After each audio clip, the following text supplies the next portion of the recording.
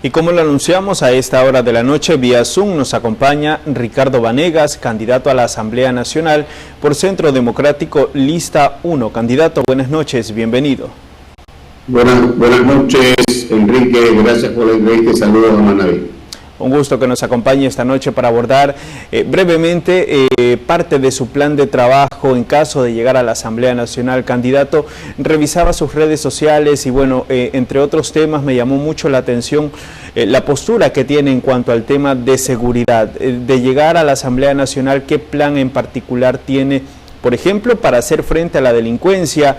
¿Qué hacer también con jóvenes que se ven inmersos en este tipo de hechos violentos que muchas veces asesinan a personas, la policía los captura, pero el proceso no avanza como muchos esperan por ser menor de edad? Mira, yo creo que el Ecuador está viviendo una sociedad de crisis, donde el sicariato, la vacuna, el secuestro se ha vuelto algo muy común. Y frente a esta sociedad nos hemos encontrado con una realidad desagradable, porque los jueces penales han caído en manos de la delincuencia, no solo de los políticos. Entonces, la policía los captura a los narcotraficantes, a los secuestradores, a los que se dedican a vacunar y a los sicarios. Y los pone a órdenes del juez, y el juez de forma inmediata los pone en libertad porque les aplica medidas sustitutivas. Es decir, les pone grilletes electrónicos, prohibiciones de salida del país, arresto domiciliario o que se presenten cada 15 días ante un fiscal. ¿Qué es lo que tenemos que hacer? Tenemos que ir a la Asamblea y reformar el Código Integral Penal y decir, a ver, en esta clase de delitos nosotros no podemos permitir que los jueces sigan poniendo en libertad a estos delincuentes. Estos deben ser delitos que no deben permitir medidas alternativas. Y en segundo lugar, este tipo de delitos no tienen por qué ser sometidos a una instrucción fiscal que dura 90 días. Vamos a un procedimiento directo que va a durar solamente 20 días. Y en esos 20 días nosotros vamos a proceder a analizar, respetando el debido procedimiento y la defensa, si existe o no responsabilidad y elementos de convicción en prueba para que los delincuentes que se consideran como los más graves para la seguridad interna del país sean sancionados y se van directamente a la cárcel entre 26 a 34 años. Y finalmente, hay que tratar también de reformar el Código Integral Penal para que el delito más grave no sea subsumido, no subsuma al delito menos grave. Para que se entienda, en Guayaquil hubo un hecho que conmocionó al Ecuador, que fue la desaparición de los 4 niños de la Malvin. Entonces, está claro que hubo una desaparición forzosa en la que participaron 16 militares de la Fuerza Aérea, pero además hubo la tortura. Si nosotros tenemos 2 delitos, donde el más grande o el más grave se sanciona con 26 años y el delito de tortura se sanciona con 12, este que es más grave va a suprimir al menos grave y se los va a juzgar en un solo acto.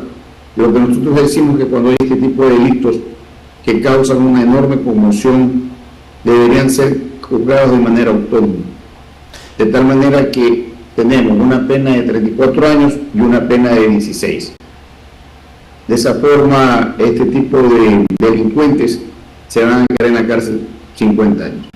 Ahora, candidato, en otro tema también, la salud es un derecho que debe garantizar el Estado, pero muchas veces, o bueno, actualmente se vive tanto en el IES como en el Ministerio de Salud Pública la falta de medicinas, también no hay citas médicas, no hay insumos, en fin, varios problemas que aquejan a la ciudadanía, ¿no? En caso de llegar a la Asamblea Nacional, fiscalizará lo que está pasando en estas casas de salud, en este sistema, porque la ciudadanía no puede acceder a un servicio de calidad. Tengo que recordarle que yo llevé el juicio político contra la ex ministra de Salud que compró medicinas caducadas que fueron distribuidas a los ciudadanos ecuatorianos, causando un perjuicio de alrededor de $20 millones. ese juicio terminó con censura y hay una acción penal por peculado que está iniciada y se está sustanciando en la Fiscalía General del Estado. Evidentemente en el país, desde el año 2008 hasta la fecha, el gran problema que tiene la salud es que se ha tercerizado, o mejor dicho, hay prestadores externos del servicio que han hecho un gran negocio porque venden esas medicinas o esos servicios a precios a veces que son demasiado grandes. Cuando lo que tendría que haber pasado es que en vez de que los hospitales públicos tengan que contratar a los laboratorios externos, que son particulares, y que durante estos 14 años se han modernizado a costa del sufrimiento del pueblo y de lo que paga el Estado, estos deberían haber sido dados y deben de ser dados por los hospitales públicos, porque tienen las infraestructuras, hay el recurso económico para que puedan dar el servicio, así mismo como las medicinas. ¿Por qué tenemos que nosotros recurrir a un externo cuando tranquilamente los hospitales pueden comprar directamente las medicinas a los laboratorios y no tendría por qué haber desabastecimiento de las medicinas? O, por ejemplo, también el otro problema que hay es cuando tienen que hacer determinados tratamientos especiales, como la diálisis, o cuando tienen que hacer la búsqueda de médicos especialistas, y no todos los hospitales públicos del país lo tienen. ¿Por qué? Porque todos lo tienen tercerizado, y eso está mal. Los hospitales deberían dar todos estos servicios y acabar con esa corrupción que significa los prestadores externos, que a la larga se convierten en los acreedores del Estado porque cobran a valores más grandes lo que podría darse a un valor real, con médicos y enfermeras que deberían ser empleados de esos hospitales para no recurrir a esa contratación. Así que yo ya lo fiscalicé, presenté los informes y lo voy a continuar haciendo. Eso es un enorme grado de corrupción que tiene que acabar en el país. Candidato Vanegas, junto al candidato a la presidencia de la República por Centro Democrático, ¿cuál es el plan que tienen estructurado en materia laboral? Muchos jóvenes, muchas familias están a la espera de un puesto de trabajo y bueno, pues tienen la esperanza de que el nuevo gobierno, sea quien sea que gane, pues les ofrezca estas facilidades. En caso de que Centro Democrático gane este 9 de febrero, ¿cuál es el plan? Mire, el gran problema que tiene el Ecuador de hoy es esos 5.140.050 ciudadanos que se encuentran en la informalidad y en el desempleo. Es decir, más del 65% de los ecuatorianos que deberían ser productivamente activos. Frente a eso, nosotros hemos estructurado un proyecto de reforma a la jornada legal de trabajo semanal, reduciendo de 40 horas a 36 horas. ¿Qué trae esto como consecuencia? Primero, que se va a revalorizar lo que gana cada empleado al mes, porque se va a mantener el mismo sueldo básico unificado. Es decir, actualmente todos los empleados trabajan 160 horas y cobran $470, ahora con el sistema que nosotros estamos planteando, los trabajadores van a trabajar 144 horas, pero van a seguir cobrando los $470, con todos los beneficios sociales. ¿Qué se consigue con esto? Se ha logrado demostrar que cuando una persona trabaja menos horas, produce más. Vas a tener un mejor bienestar para el empleado y su familia, va a mejorar la productividad de las empresas, va a atacarse el principal problema que hay en el Ecuador, que es el desempleo, porque si se reducen las horas de trabajo, las empresas van a tener la necesidad de contratar nueva gente. Y entonces eso, ¿a quién va a beneficiar? A los jóvenes, a los desempleados y a los informales.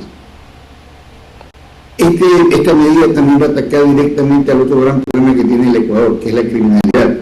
Porque si las personas comienzan a trabajar, ya no va a haber con facilidad para los criminales poder tomar a los jóvenes desempleados que los convierten en delincuentes.